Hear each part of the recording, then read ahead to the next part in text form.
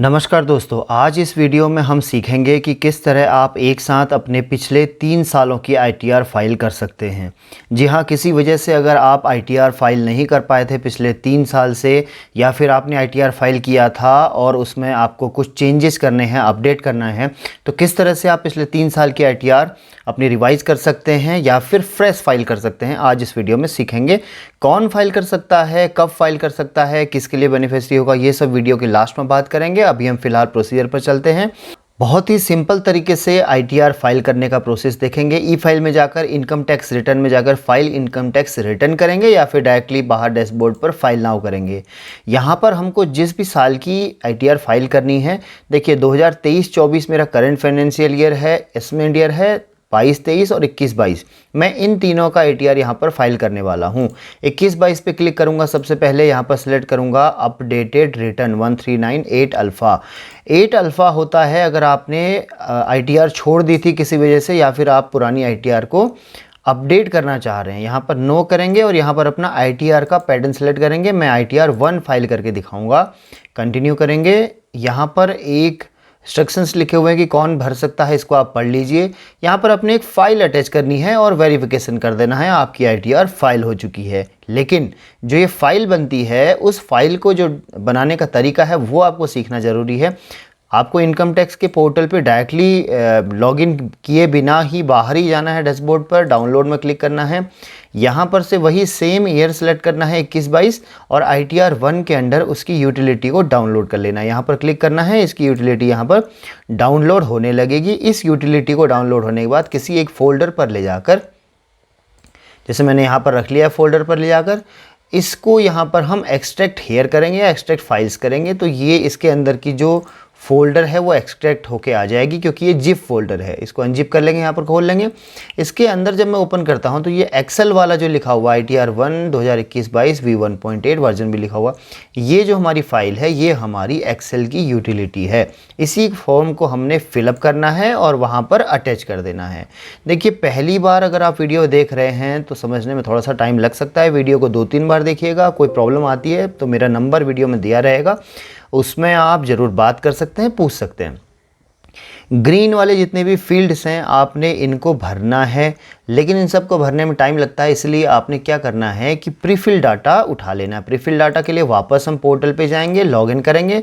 Login में ई file में income tax return में जाएंगे और यहाँ से डाउनलोड प्रीफिल डाटा करेंगे। सेम वही ईयर यहाँ से भी हमको सेलेक्ट करना है 21-22 और डाउनलोड कर लेना है। डाउनलोड करके जो फाइल बनती है उस फाइल को हमने वापस फोल्डर के अंदर रख लेना है। मैंने उस फाइल को यहाँ पर इस नाम से अपने फोल्डर में सेव कर लिया है। अब चले जाएंगे एक्सेल की यूटिलिटी पर। यहाँ पर आपने इंपोर्ट प्रीफिल पे क्लिक करना है, ओके करना है और इसको पाथ बता देना है। जहाँ भी आपने अपनी वो फाइल रखी हुई है वहाँ का पाथ दे देना है। देखिए, ये मेरा प्रीफिल है, इसको मैं ओके करूँगा तो मेरा इस एक्सेल की शीट पर सारा का सारा डिटेल अपलोड हो चुका है। नाम, पिन नंबर, आधार नंबर, सब कुछ यहाँ पर आ चुका है। बचे हुए जो ग्रीन फील्ड रहेंगे उनको आप ज़रूर भर लीजिएगा। मैं यहाँ से बताता हूँ कि आपको क्या क्या चीज़ें भरनी है। सबसे पहले नेचर ऑफ एम्प्लॉयमेंट, यहाँ पर मैं क्लिक करता हूँ। मेरे केस में ये अदर्स हैं और यहाँ पर सेकंड नंबर पे जो आता है वो है कि आप किस टैक्स राइम से आप टैक्स फिल करना चाहते हैं, ओल्ड से या न्यू से। अभी देखिए नीचे आपको एक्सेल सीट में बहुत सारे टैब्स दिख रहे हैं। ये ओल्ड टैक्स रिजिम से भरने के लिए इतने सारे आपके आ रखे हैं, क्योंकि 80G, 80G, 80GGA आप सभी जानते हैं कि ये न्यू टैक्स राइम में इन सब चीज़ों की डिडक्शन नहीं मिलती हैं। मैं इसको न्यू टैक्स रिजिम से भरने की कोशिश करूँगा। इससे फ़ायदा ये होगा कि हमारा टाइम थोड़ा सा बचेगा। यहाँ पर फील्ड अंडर सेक्शन 1398 अल्फ़ा आया हुआ होना चाहिए। अगर नहीं आया है तो यहाँ पर ड्रॉप डाउन में क्लिक करके आप इसको सेलेक्ट करेंगे। यहाँ पर अगर आपने पहले कोई एक आईटीआर भरी हुई थी जिसको आप रिवाइज़ कर रहे हैं तो उसका रिसिप्ट नंबर और उसकी डेट भी मेंशन करना ज़रूरी है। इसके बाद आता है सैलरी का ब्रेकडाउन। यहाँ पर आपने इनकी सैलरी लिख देनी है। मेरे क्लाइंट की सैलरी 2,70,000 रुपये है। इसके अलावा इनको कोई भी डिडक्शन नहीं मिली है। अगर आपके केस में कोई डिडक्शन यहाँ पर हैं तो आप ज़रूर उनको इंक्लूड कीजिएगा, उनका बेनिफिट लीजिएगा। हाउस प्रॉपर्टी यानी कि होम लोन वगैरह डिटेल है वहाँ पर डालिएगा, अदर सोर्सेज से कोई इनकम हो रही है यहाँ पर डालिएगा। ये सारा प्रोसीजर बाकी के ऑनलाइन फॉर्म ITR 1 की जो मेरी वीडियोस हैं उनमें बहुत अच्छे समझाया गया है, उनको देखने के बाद ही इस वीडियो को भरिएगा, उनसे आपको बेसिक आइडिया पता चल जाएगा। ये सारी की सारी डिडक्शन के लिए मैंने एक स्पेशल वीडियो बना के रखा हुआ है, टैक्स सेविंग आइडिया, टैक्स बचाने के तरीके मेरे चैनल में अवेलेबल है, लिंक मैं डिस्क्रिप्शन में डाल दूंगा, जरूर चेकआउट कीजिएगा। मैं न्यू टैक्स रिजीम से कर रहा हूँ इसलिए सारी की सारी चीज़ें जो हैं ये हाईलाइटेड नहीं है, ब्लैक हो गई हैं। अगर ओल्ड टैक्स रिजीम से करता तो मुझे यहाँ सारा डिडक्शन भरना पड़ता। इसी तरह से यहाँ पर मेरा उसका सैलरी का ब्रेकअप आएगा, लेकिन अभी हमारा सिर्फ पेज नंबर 1 पूरा हुआ है। पेज नंबर 1 पूरा होने के बाद आपने यहाँ पर वैलिडेट करना है। अगर कोई एरर इस पेज में होगा तो आपको ऑटोमेटिकली वैलिडेट करते टाइम यहाँ पर एरर दिखाई देगा। नंबर 1 पेज इनकम डिटेल पूरा हो गया है, हमने नेक्स्ट पेज पे जाना है। आप यहाँ से भी नेक्स्ट कर सकते हैं और यहाँ से भी नेक्स्ट कर सकते हैं। नीचे से नेक्स्ट पेज पे जाने के बाद हमने यहाँ पर क्या करना है कि इनका आधार नंबर यहाँ पर मेंशन कर देना है और उसके बाद यहाँ पर सेलेक्ट करना है। आपने ये पूछ रहा है कि क्या आपने पहले कोई ITR भरी हुई है। इनके केस में नो है तो मैं नो कर दूंगा, आपके केस में यस होगा तो अब यस कीजिएगा। नो करते ही ये पुरानी ITR की डिटेल्स जो हैं वो हैजी हो गई हैं, अब मुझे यहाँ पर फिल करने की ज़रूरत नहीं है। लेकिन अगर आपने भरी हुई है, आप अपडेट कर रहे हैं तो इनको ज़रूर फिल कीजिएगा। यहाँ पर दूसरी क्वेश्चनरी, दूसरा सवाल ये है कि क्या आप इसके लिए एलिजिबल हैं, तो यस मैं इस ITR के लिए एलिजिबल हूँ। उसके बाद पूछ रहा है रीज़न कि आप क्यों भरना चाह रहे हैं। यहाँ पर मेरा रीज़न है कि मैंने पहले रिटर्न नहीं भरा है, रिटर्न प्रीवियसली नॉट फाइल्ड। आप इनमें से कोई भी रीज़न सेलेक्ट कर सकते हैं अगर आपने पहले ITR भरा हुआ है तो। Are you filling updated return, ये वाला समझना है थोड़ा सा। यहाँ पर 2 ऑप्शन दिए हुए होते हैं कि ये जो 2021-22 का मैं जो फॉर्म भर रहा हूँ ये 12 से 24 महीने पुराना है। वो कैसे, क्योंकि आज अभी जो है जून एंड है 2023 का और डेट काउंट होती है उस असेसमेंट ईयर के last date of ITR filing से। Last date of ITR filing होती है कॉमनली 31 जुलाई। तो 31 जुलाई 2021 से आज का जो दिन है वो 12 से 24 महीने के बीच में आ रहा है, इसलिए मैंने इसको सेलेक्ट किया हुआ है। ये पेज मेरा यहाँ पर आधार नंबर लिखने के बाद कंप्लीट हो जाएगा और मैं इसको वैलिडेट करूँगा, उसके बाद नेक्स्ट कर लूँगा। नेक्स्ट पेज, तीसरा पेज यानी TDS का है। TDS पे क्लिक करते ही यहाँ पर ये बताता है कि अगर आप अपडेट रिटर्न भर रहे हैं तो आपने 14A पार्ट B में इसको भरना है, 14A में इसको भरना है और यहाँ पर इस पेज में भी चालान का डिटेल देना है। अभी देखिए इसमें 2 चीज़ें लिखनी होती हैं। एक, अगर आपका उस साल में टैक्स कटा हुआ है तो यहाँ पर आप उसका डिटेल दीजिए, और अगर आपका टैक्स नहीं कटा है लेकिन आप चालान लगाकर या फिर आप किसी भी तरीके से सेल्फ असेसमेंट टैक्स वगैरह पे कर रहे हैं तो यहाँ पर लिखिए। इस पेज में मैं वापस लौट कर आऊँगा क्योंकि अभी इस पेज की मुझे ज़रूरत नहीं है। नेक्स्ट TCS वाला पेज है, इसको मैं सीधे वैलिडेट कर दूंगा। अगर आपने कार खरीदी है, उसका कुछ टैक्स वैक्स कटा हुआ है तो यहाँ पर उसका डिटेल लेंगे, आपका पैसा रीइंबर्स होगा। अगला पेज है टैक्स पेड एंड वेरिफिकेशन का। यहाँ पर आप देखेंगे अभी सब कुछ 00 दिखाई दे रहा है। यहाँ पर एक बैंक अकाउंट नंबर आ रहा है, उस पर टिक कर देंगे और यहाँ पर एक प्लेस जो दिखाई दे रहा है, इस प्लेस की जगह आप प्लेस का नाम लिख देंगे। ये सारी डिटेल्स कैलकुलेट होंगी जब आप फर्दर इससे आगे बढ़ेंगे। मैं वैलिडेट करके नेक्स्ट पेज आपको दिखाता हूँ। देखिए ये पेज है चालान का। अभी होता क्या है कि जब आप लेट में कभी भी ITR फाइल करते हैं तो उसका आपको एक पेनल्टी पड़ता है, एक लेट फीस पड़ता है, और अगर आपका कोई टैक्स भी उसमें ड्यू है तो उस ड्यू टैक्स के ऊपर भी आपको 25% और 50% की तरफ से पेनल्टी पे करनी पड़ती है। जैसे एग्जांपल लेके चलता हूँ, अगर आपका 1000 रुपये का ड्यू टैक्स था 2021-22 में यानी कि 2 साल पहले और आपने फाइल नहीं किया तो उसमें जो भी इंटरेस्ट कंपोनेंट बनेगा उसका 50% आपको एडिशनल पे करना पड़ेगा, और अगर वो लास्ट फाइनेंशियल ईयर का है यानी 22-23 का है तो आपको 25% की पेनल्टी उसमें पे करनी पड़ेगी। ये सारी चीज़ें आप जब भी पे करेंगे तो किसी चालान के थ्रू या ई-पे के मीडियम से पे करेंगे तो वह उसका डिटेल आपने यहाँ पर लिखना पड़ता है। मैं अभी आपको पेमेंट का भी प्रोसेस पूरा इस वीडियो में बताऊँगा। फिलहाल हम ये देखते हैं कि हमारी जो लेट फीस है वो कितनी पड़ रही है। मुझे यहाँ वापस इस पेज में टैक्स पेड एंड वेरिफिकेशन जाके कैलकुलेट टैक्स करना है। ये टैक्स को खुद ही कैलकुलेट करेगा और आपको यहाँ पर डिटेल दिखाई देंगी।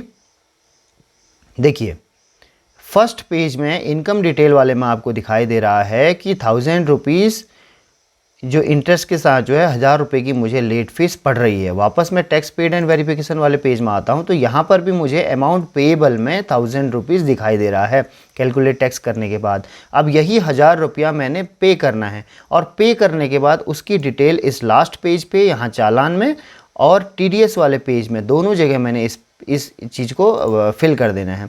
यहाँ पर ऑप्शन ये है कि आप ई पे भी कर सकते हैं। ई पे यानी कि एडवांस पे है। आजकल क्या होता है कि कई सारे ऑप्शन हैं जिनसे बहुत जल्दी आप पेमेंट कर सकते हैं। तो पेमेंट करने का तरीका भी मैं आपको बताता हूँ। आपने वापस आ जाना है इनकम टैक्स के पोर्टल पे, जहाँ हम आप डैशबोर्ड पे लेके आ जाता हूँ। इनकम टैक्स के पोर्टल पे आप देखेंगे ई फाइल के अंदर आपको ई पे टैक्स का ऑप्शन मिलता है। इस पर क्लिक करेंगे। ई पे टैक्स में यहाँ पर आपने न्यू पेमेंट करना है और इस पर से इनकम टैक्स वाले में क्लिक करके प्रोसीड करना है। यहाँ से आपने अपना वही असेसमेंट ईयर 21-22 का सिलेक्ट करना है और यहाँ पर सेल्फ असेसमेंट चूज कर लेना है, कंटिन्यू करना है। यहाँ पर आपने पेनल्टी वाले कॉलम में 1000 का वो अमाउंट लिख देना है जो अमाउंट आपने पे करना है और उसके बाद कंटिन्यू कर देंगे।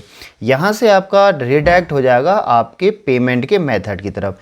मैं डेबिट कार्ड से पेमेंट करना चाहता हूँ, इंटरनेट बैंकिंग से भी कर सकते हैं, RTGS भी कर सकते हैं और मेरा PNB का अकाउंट है। मैं इन दोनों को क्लिक करके कंटिन्यू करूँगा। इसके बाद जो डिटेल्स आएंगी पेमेंट की उसमें सब कुछ लिखा हुआ होगा, आपने इसको चेक करना है और पे नाउ कर देना है। यहाँ पर एक बॉक्स बना हुआ आएगा, इसमें सारे इंस्ट्रक्शन आप पढ़ लीजिएगा, एग्री करके सबमिट टू बैंक करेंगे। इसके बाद क्या होगा कि ये रिडायरेक्ट कर देगा आपको आपकी बैंकिंग की साइट पर। जैसे ही आप बैंकिंग की साइट पे जाएंगे, यहाँ पर आपने सबमिट करना है तो ये आपको फर्दर पेमेंट के लिए आगे लेके चले जाएगा। पेमेंट की डिटेल्स मैं आपको नहीं दिखाऊंगा। जैसे ही आपका पेमेंट सक्सेसफुल हो जाएगा तो आपको एक चालान जनरेट होकर मिलेगा, उसको आप डाउनलोड कर लीजिएगा। उस चालान में ये सारी डिटेल्स होंगी जो अब आपने इस एक्सेल सीट पे फाइल करनी है, यानी कि लिखनी है। Last page part B ATI में जाएंगे। यहाँ पर सीरियल नंबर A के अंडर यहाँ पर आपने इस चालान की डिटेल लिखनी है। चालान में देखिए मुझे BSR कोड दिख रहा है, इस कोड को उठा के मैं डाल देना है और उसके बाद आपने वैलिडेट करना है और कैलकुलेट टैक्स पर क्लिक करना है। अब आपका ये जो फॉर्म है ये कंप्लीट हो चुका है। आपने जनरेट JSON करना है। यहाँ पर कुछ डिक्लेरेशन आएंगे, उनको ओके करते रहना है। यहाँ से सेव JSON करना है। JSON फाइल को सेव करने के लिए आपको पाथ मिलेगा कि कहाँ पर आपकी ये फाइल सेव हुई है, ओके कर देंगे। वापस चले आएंगे अपने ITR फिलिंग, वापस अपने ITR फिलिंग के पेज पे आ जाएंगे। यहाँ पर आपने अब वही प्रोसेस जो मैंने पहले बताई थी उसको दोबारा से रिपीट करना है। आपकी फ़ाइल तैयार है जिसको यहाँ पर अटैच करना था। यहाँ से 139.8 अल्फ़ा सेलेक्ट करेंगे, नो करेंगे, ITR 1 सेलेक्ट करेंगे, कंटिन्यू, डिक्लेरेशन को हम कंफर्म करेंगे और अटैच फाइल में यहाँ पर हमने जो भी अभी फाइल एक तैयार की हुई है JSON की विद टाइम के हिसाब से आप पता कर सकते हैं कि ये कितने बजे बनी हुई थी और उसको यहाँ पर हम ओपन करेंगे, अपलोड कर देंगे। यहाँ पर वैलिडेशन ऑटोमेटिकली इसका होगा और आपको अगर कुछ प्रॉब्लम होगी तो एरर यहाँ पर ही आपको दिखाई देगा।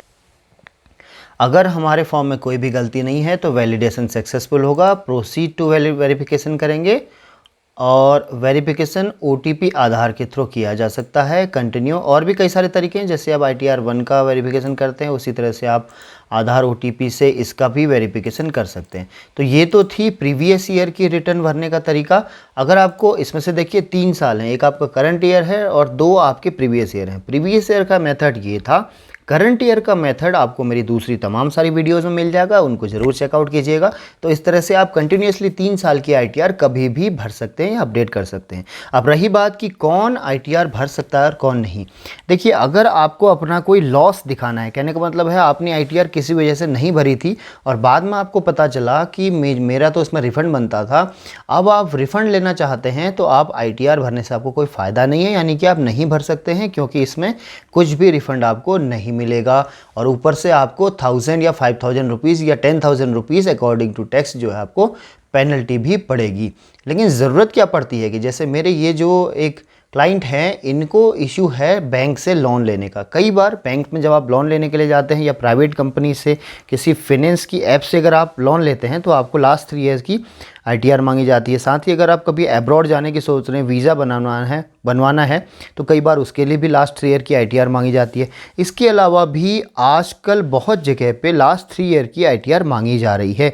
इवन बैंक में अगर आप किसी के गारंटर बनते हैं तब ये आपकी ITR मांगी जाती है। आईटीआर किसको भरनी चाहिए, क्यों भरनी चाहिए, कब भरनी चाहिए, इस सब के बारे में डिटेल में जो मेरे चैनल पर वीडियो अवेलेबल हैं। तमाम सारे आईटीआर के इश्यूज़ और वीडियोस मेरे चैनल पे अवेलेबल हैं, आप चैनल को ज़रूर चेकआउट कीजिएगा। अगर आपकी कोई क्वेरी है, कोई सवाल है या कोई सुझाव है तो मुझे ज़रूर कमेंट में लिखिएगा। मेरा पर्सनल नंबर भी सारी वीडियोज़ में दिया रहता है, आप मुझे डायरेक्टली पर्सनली भी कॉल कर सकते हैं। आप इस वीडियो में बने रहे, आपने यहाँ से कुछ सीखा है, आपको कुछ फ़ायदा हुआ है तो वीडियो को शेयर कीजिएगा, सब्सक्राइब कीजिएगा। आज की वीडियो में इतना ही। आपका दिन शुभ हो।